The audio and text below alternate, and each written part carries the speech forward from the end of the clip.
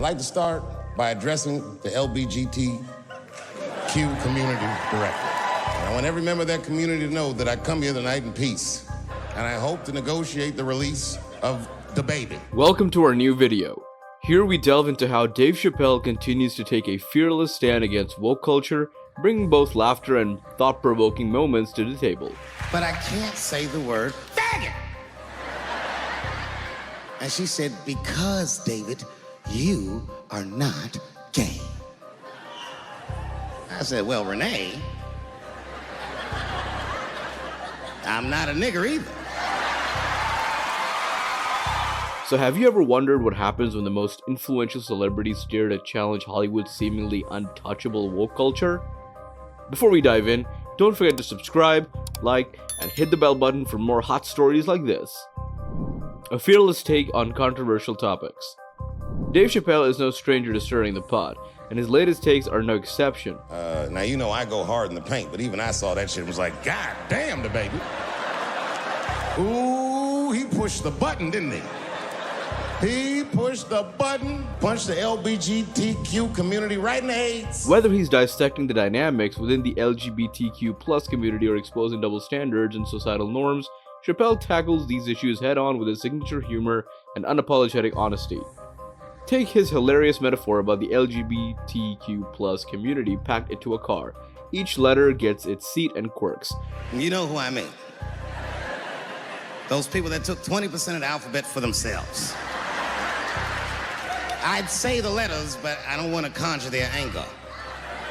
It's too late now. I'm talking about them L's and them B's and them G's and the T's. The G's driving with confidence, the L's as sidekicks, the B's as wild cards in the back, and T's feeling like their presence slows the journey. People be surprised. I have friends, all kinds of letters. Everybody loves me, and I love everybody.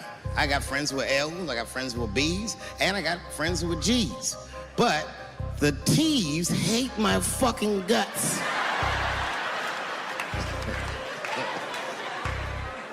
And I don't blame them. It's not their fault, it's mine.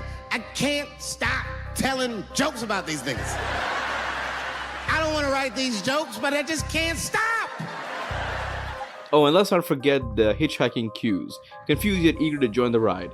It's not just a joke, it's a clever way to highlight the complexities within any coalition, even one advocating for equality.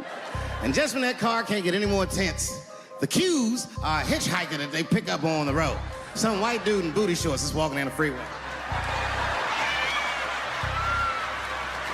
Chappelle doesn't stop there, of course. He's got more. His observations about societal double standards hit hard. Remember his infamous anecdote about being told he could never say the F word on TV because he wasn't gay? His comeback, I'm not an N-word either. But I can't say the word faggot. And she said, because, David, you are not gay. I said, well, Renee, I'm not a nigger either. Masterfully pointed out, he pointed out the hypocrisy in what's deemed acceptable. In classic Chappelle style, he flips a narrative, making us laugh while reflecting on the absurdities of the rules society creates. Calling out performative activism. One of Chappelle's most biting critiques is aimed at performative activism, especially within Hollywood. He revisits the #MeToo movement and mocks its Golden Globes protest where actresses wore black dresses. Award season is kicking off with the 75th annual Golden Globes. The show honors the best in film and television, but this year, the focus is likely to be on the Me Too movements. Many celebrities are showing solidarity with victims of alleged sexual harassment and assault by wearing black. For Chappelle, this was all style, no substance, a far cry from genuine change. Instead, he suggests a radical idea. This is like where it's hard to be a man.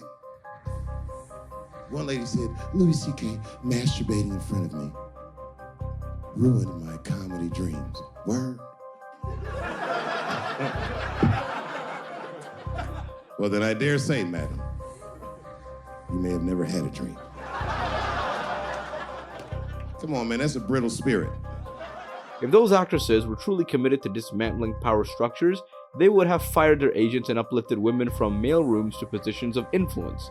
It's a bold call-out, challenging the industry to go beyond symbolic gestures and tackle systemic issues head-on. Scary being a white dude now, isn't it? A little bit, no? Well, you're not gonna get me too. It's funny for a black dude to see white people go through this because this is how it always is for us. All my heroes is either murdered by the government or registered sex offenders. And let's not forget his take on Rachel Dolezal, the white woman who posed as black, comparing her to transgender individuals. Chappelle humorously yet incisively draws a line. I believe transgenders, but Rachel? Stop biting! His commentary doesn't just poke fun. It's like that white black bitch that's in the news all the time. Rachel Dolezal. She always says that. She's a white woman, but then she dressed up like a nigga and shot her way up to the very top of blackness. And I always wanted to meet her just so I could understand. I just wanted to like have dinner with her so I could just look in her eyes and call her a nigger to her face. The fuck is that bitch talking about? I identify black. That is trans talk, ladies. Stop biting. Stop biting. There's a big difference between her and a trans. The difference between her and a trans is I believe transgenders. I don't understand them either, but I know they mean what they say. Them niggas cut their dicks off. That's all the proof I need. I've never seen somebody just throw their dick away. Don't need it. It forces audiences to grapple with questions about identity, authenticity, and the limits of self-identification, and of course, self-definition. Fearless truth, telling in a sensitive era. Chappelle's comedy thrives on pushing boundaries, and that's what makes him such a polarizing figure.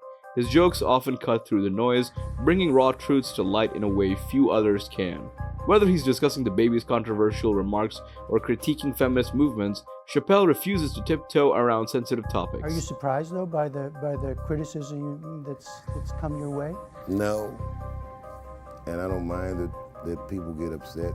Some of this criticism is helpful. Like I get educated by it. I don't necessarily agree with all of it, but I learn about a lot of things, just from my critics. Yet his intention isn't malice, it's honesty. Chappelle aims to challenge hypocrisy and provoke thought, even if it means ruffling feathers. As he famously said, real change isn't about following the rules or playing it safe. It's about speaking the truth, even when it's uncomfortable. Genius of Dave Chappelle. In a world where many comedians fear backlash, Chappelle remains unshaken. His humor may not be for everyone, but it serves a purpose: to question, to reflect, and of course, to entertain. I'm black, but I'm also Dave Chappelle. From his ironic punchlines to his bold social commentary, Chappelle shows us that comedy isn't just about laughs, it's about making sense of a world that doesn't often do that. So I say a lot of mean things, but you guys gotta remember, I'm not saying it to be mean, I'm saying it because it's funny.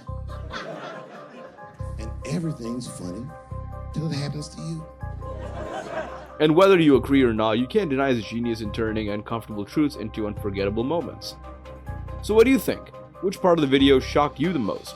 Drop your thoughts below, and don't forget to subscribe and like this video, and also share with friends and stay with us for more eye-opening stories and insights.